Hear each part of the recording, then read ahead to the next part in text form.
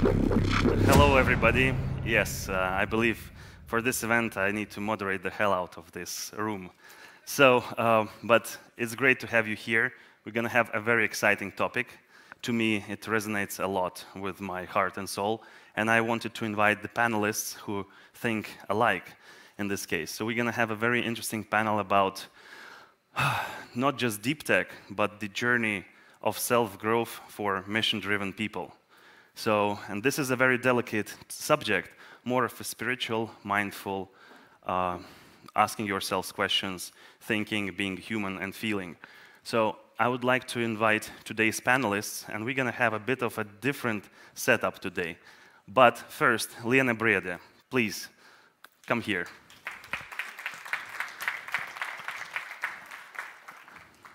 Liene Briede from Riga Technical University. Hi, it's great to see you. Yeah. Please take your seat. Thank you. Marcel, my good friend, entrepreneur, serial entrepreneur, and a very spiritual guy. Hi, Marcel. Hi. Then Erick, also my good friend, entrepreneur, very important, a very mindful person in what he does. Hey, Erick. Please choose your seat. I will just sit here for myself. Then Verneri from ArcticStartup. Please join us. Also a person that cares about deep tech and about all the stuff that we do and build, create in terms of innovation. And last but not least, Rein, Lamberpuu.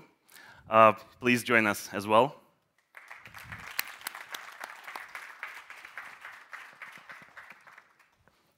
Which one? Please, here. Hey, man.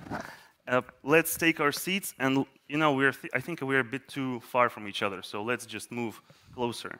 Because this round it up.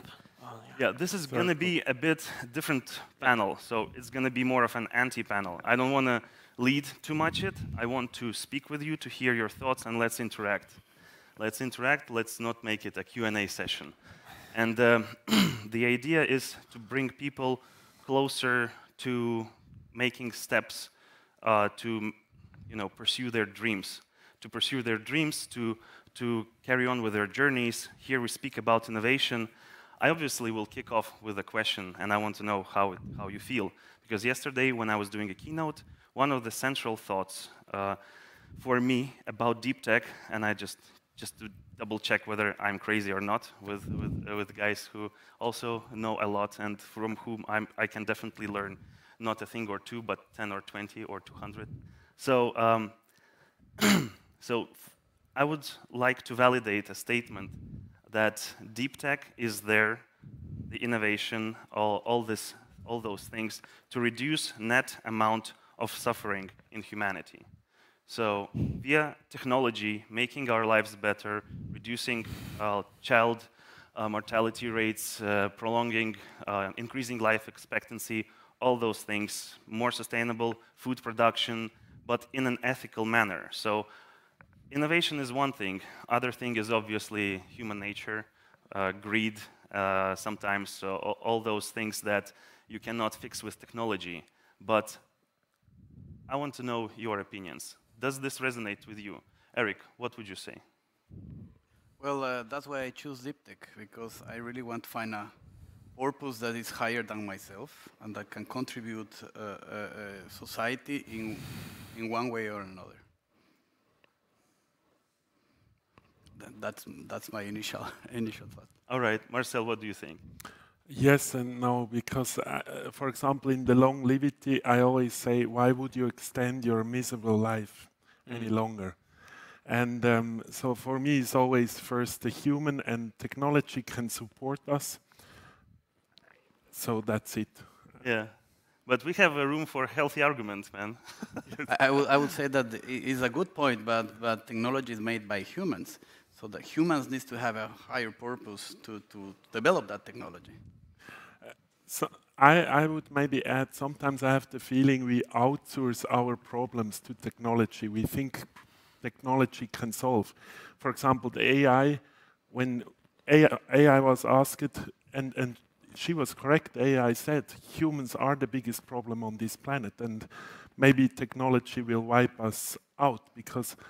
And I think it's kind of smart to see that technology is actually pointing in the very direction where we should look at as human beings. With this thing, I agree 100%, because obviously we can't fix all things with technology. So we need to also educate and continue with ethical development.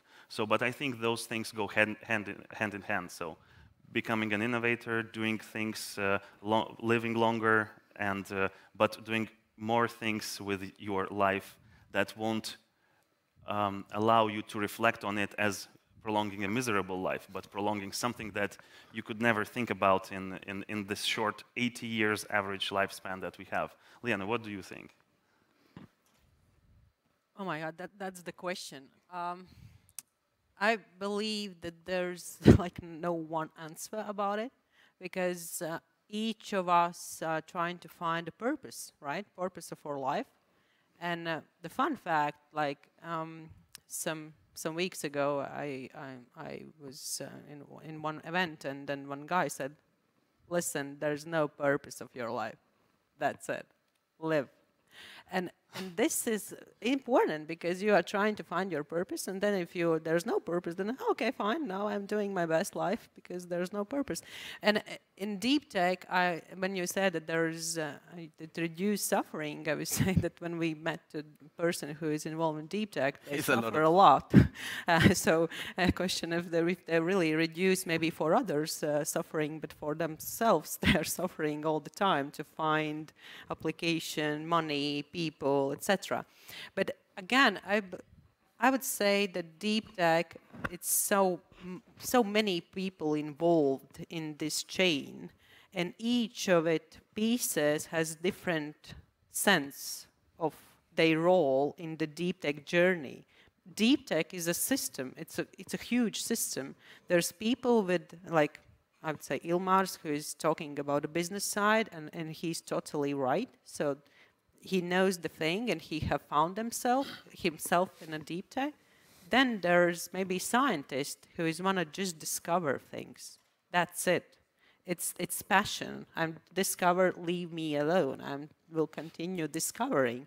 Then there is middle people in management level, so they want to again find themselves in the journey and do some impact. And then there are us, who is just passionate about all the system and figure out how we can help those people find themselves. So that's why I don't have a one answer, but this is about sense. Like each of us, the sense that we really do something with our own meaning, not like with maybe big picture. But and I believe that person who have found himself, I don't know, in supermarket as a salesperson, great. He do some impact, and it's totally fine, and it's great, and it's amazing. And then question, what's the reason why we are in deep tech? And for all of us, we have our own reasons why. What is the sense of this our role in this whole system? Yeah, finding your place is extremely important, and it doesn't need to be necessarily in deep tech. So that's absolutely fine. And I completely agree that there is room, there is space for different kind of mentalities and ways of thinking. So, and this is what makes us, you know, we are extremely different in our inside. Verneri, what is your thought on this topic? Well, yeah, just as a starting point, I don't think trying to reduce net suffering is a bad goal for anyone to do anything. I think no one would disagree with that. I would also kind of have us understand that we're also, you know, very privileged to even be here talking about this topic and sitting here and pondering these big questions. My question would be, you know, when we're talking about net or reducing net human suffering, I would ask for who, for whom. When we're doing innovation, when we're doing deep tech, we're creating a lot of value, and that value is being created in a certain type of system, and you know that's extracted into different type of resources like money, for example. How evenly is that distributed amongst like 7 billion, 8 billion, 9 billion, 10 billion people, I think that determines a lot how much net human suffering you're actually reducing. And if we take a topic like longevity, for example, you could extend the human lifespan of some people, but it's not going to extend the lifespan of everyone, at least not in the beginning when it's being deployed. So I think we need to put a lot of effort and thought into, distributing the value that's created from deep tech in order to reduce human suffering. Yeah, that's the problem that goes hand in hand. Again, the ethical one. How really do we do it? Do we do it evenly? Do we do it for a certain group of people? So, but this is a question that everybody needs to ask himself when doing some cautious decision about, being not proud of himself, but really calling things that as they are. Are you really doing this, or are you just putting words into sound like this? So, Rein, what are your thoughts about this? First of all, I think the problem with the opening question is already that it has ambition in it. So now the question is, we think that if we shift the ambition from money to a higher purpose, then the competition somehow disappears. I think if we think about this kind of deep tech, that it reduces or kind of produces something super good for the, in a global scale, this is a very ambitious statement. So, which means that or a person who kind of pursues this path, kind of can feel that he's an important person. So I'm not, because the purpose is on a societal value scale higher than money, so I'm actually racing for a higher status by pursuing this. On the other hand, it's a trap, meaning that if you think that I will produce something for the general good, then you kind of can skip finding your personal purpose, because you are trying to solve the purpose for a bigger group of people. So you are actually shortcutting, finding out why exactly you are living. And you think you have solved the puzzle if you just put the group or the highest value chain purpose on top of it, and then you can just skip it. Yeah, I do understand what you're saying. Marcel, would you like to comment something on this? Yeah, the problem what I see, or the issue I see... feel the energy that you want to comment. Yes, it's the separation. We are greatly separated from the problems, from our true nature. When you see climate change, I always say the climate has no problem. The climate is fine. It's a question of human survival or all species survival. And I kind of... This was climate catastrophe, climate change, climate collapse. It's always the climate, but it is us. We are losing habitat, point. Yeah.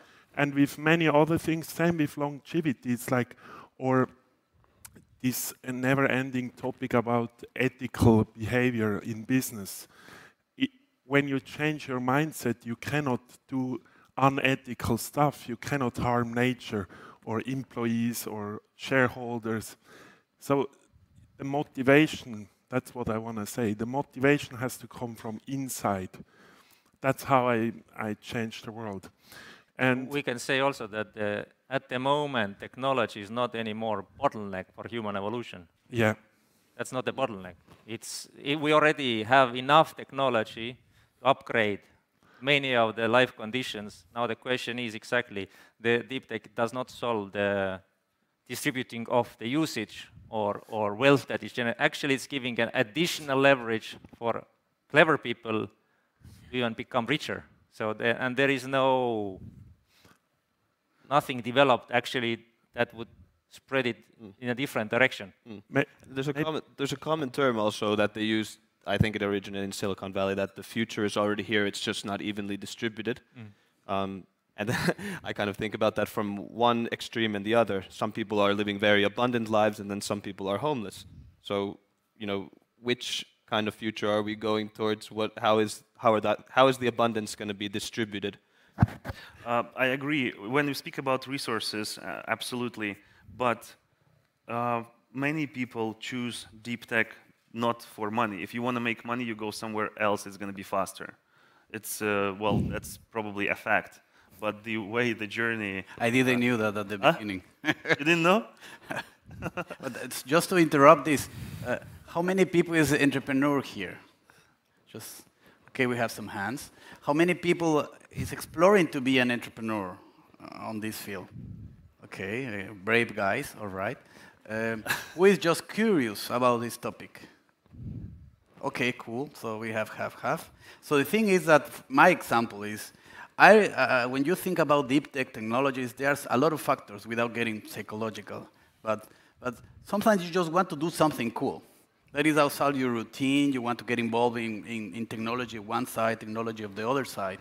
And when you discover a little bit connected with your motivation, that technology is a tool, that something is around higher than yourself, and you start to get involved in that, you experience a type of feeling of you really are getting into something that makes you feel great, that you can generate value, not only for yourself, but your community or your country or whatever.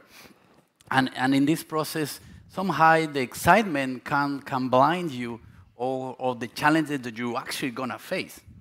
That there are problems that are higher, are farther in the future, that will require from you resilience in order to actually understand what you're doing. And I have seen this in myself and in a lot of startups, that suddenly the emotion, enthusiasm and everything is lost, and you lost clarity.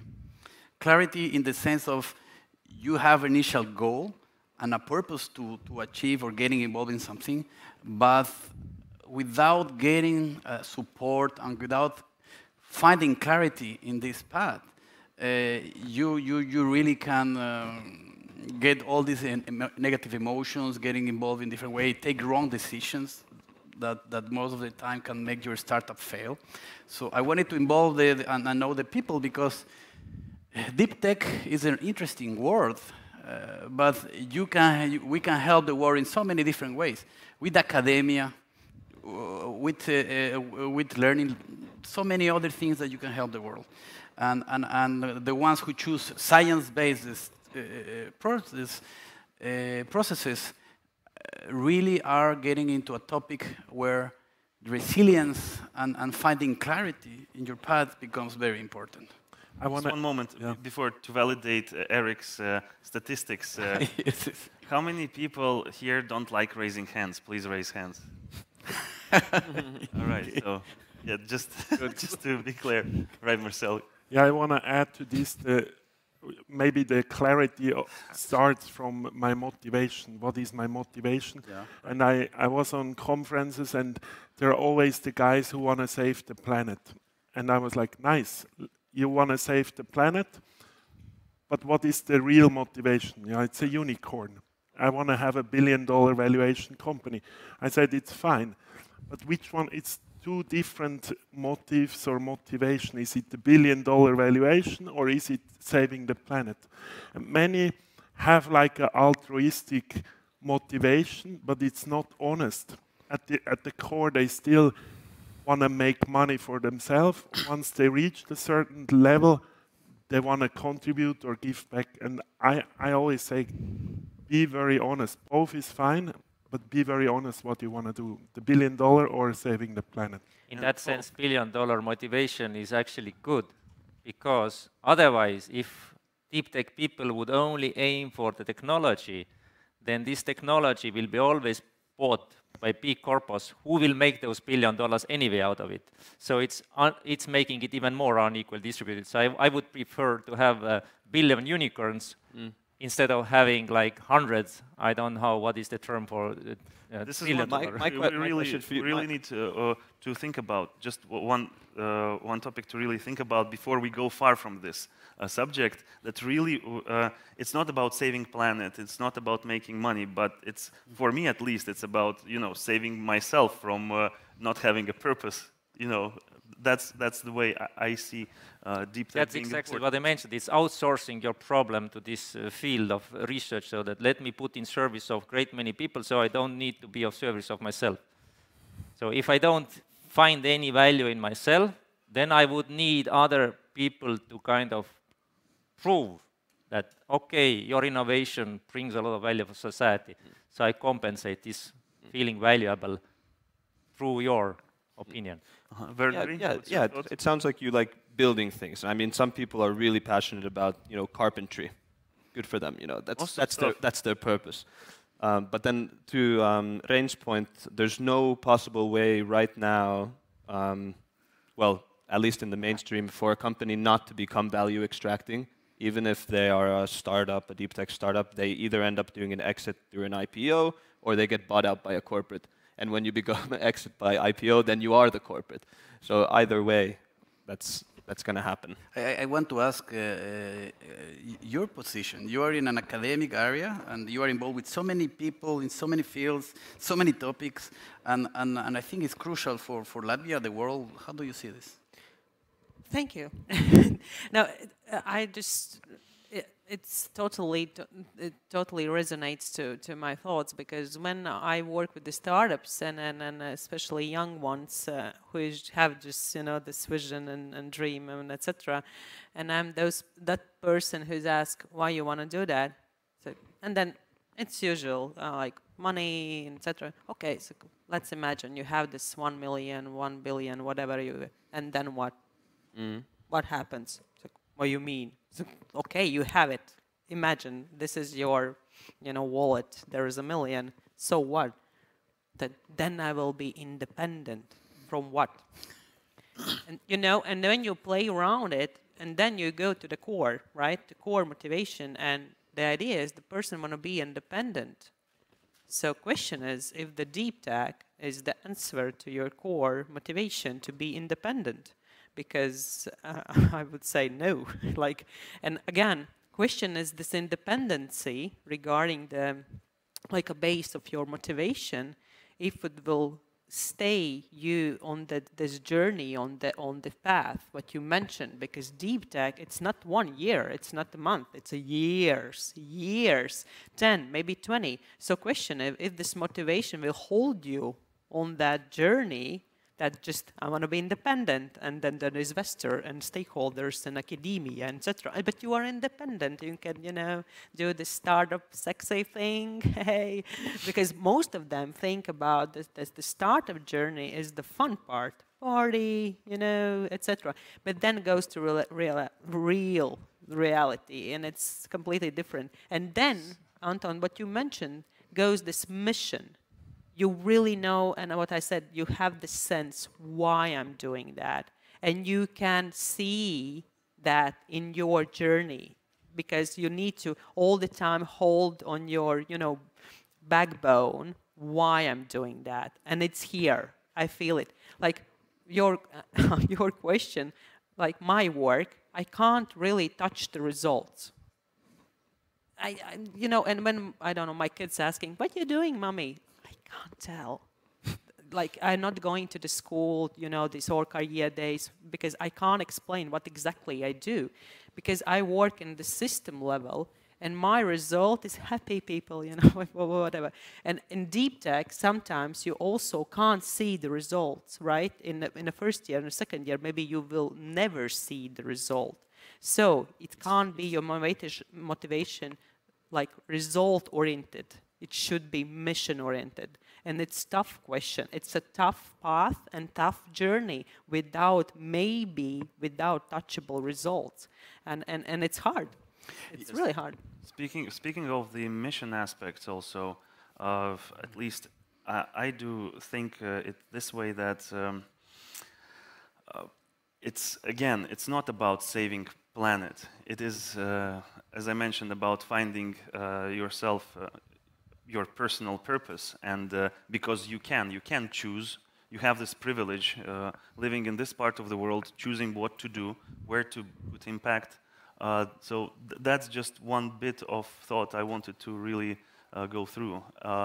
Marcel, what's yours? I would like to ask a question about efficiency, because my thesis or theory is we are highly inefficient, and technology didn't really make us more efficient. Because I always say, if we would not suppress each other's potential, we would already travel the galaxies. And technology is a representative of our own capabilities of having access to our conscious mind, and which is around 10 to 15%. The rest we are on autopilot. So we built these sophisticated smartphones, but we use maybe 15% of the functionality.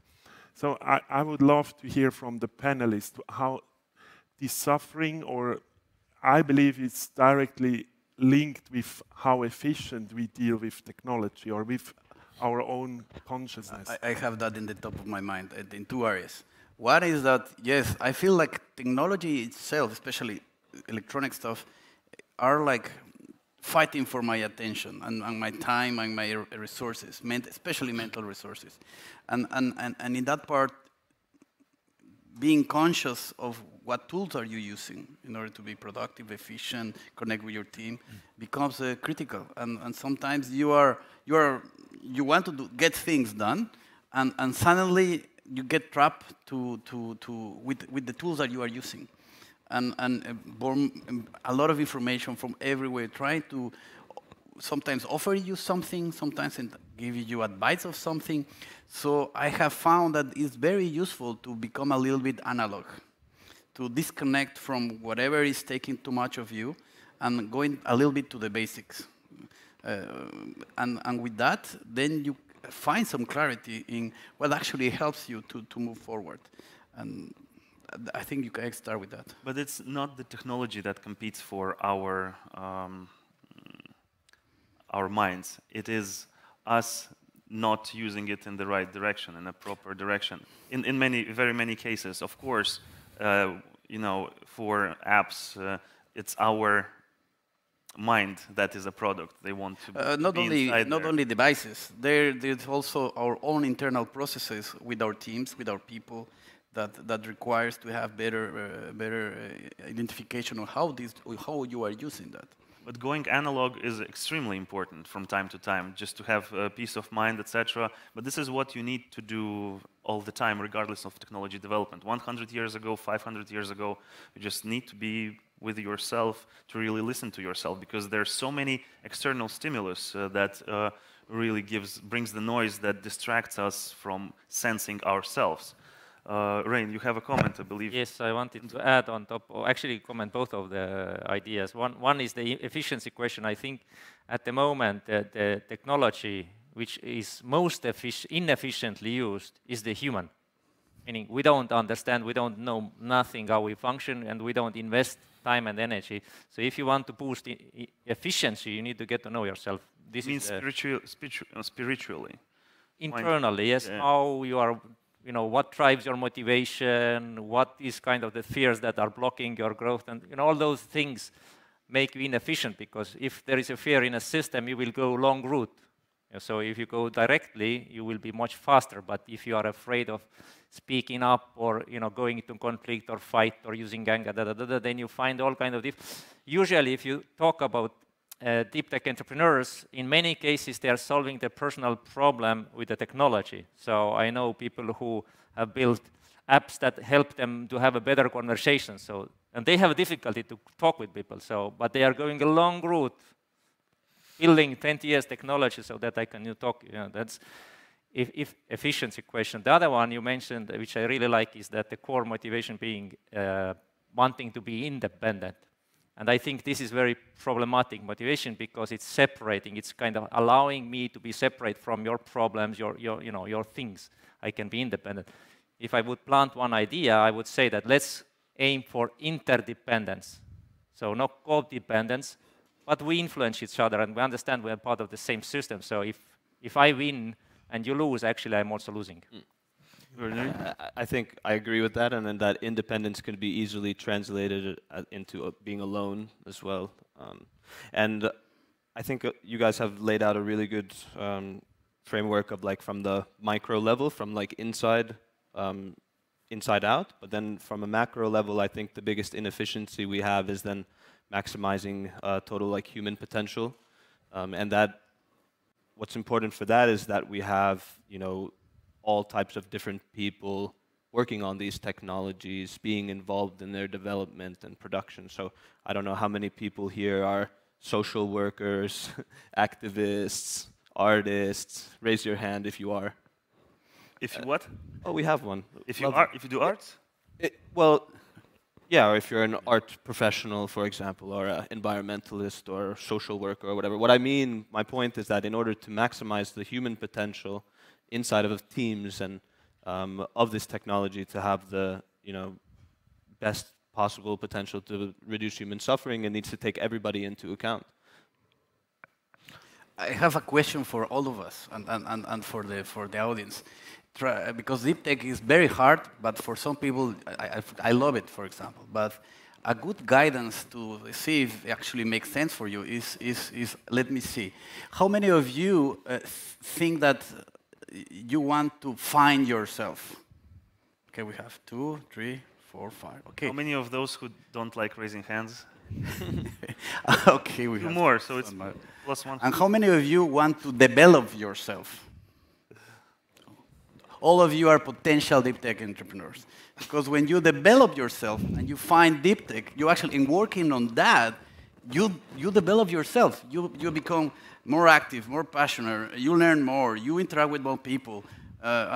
So deep tech for me is a tool to develop myself. So this I can agree completely because we are out of time, so I'm kind of pushing in a little bit. Thank you. Being more efficient, yes. Yeah. So I think if you want to really get to know yourself, deep tech is super excellent because it has all the problems. And we as humans, we only grow when we have a lot of problems. So back to you, Anton. We should have 20 more minutes, guys. I would love to speak for hours and hours more. It's a great company we're having today. Thank you very much. But we need to wrap up. You've heard 6 different and in many questions, same visions, opinions. So, but it's up for you to decide. It's your journey. So there's enough propaganda of everybody's feelings. Of course, it's not propaganda in this case, but I just want to encourage you to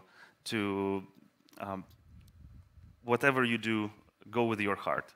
So thank you very much, everybody who listened to us today. Thank you for.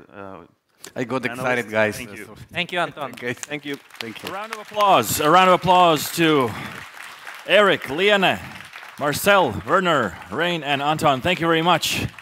Thank you, guys. Let's have a group photo really fast. Real quick photo.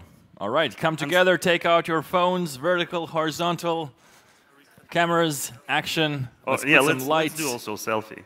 Oh.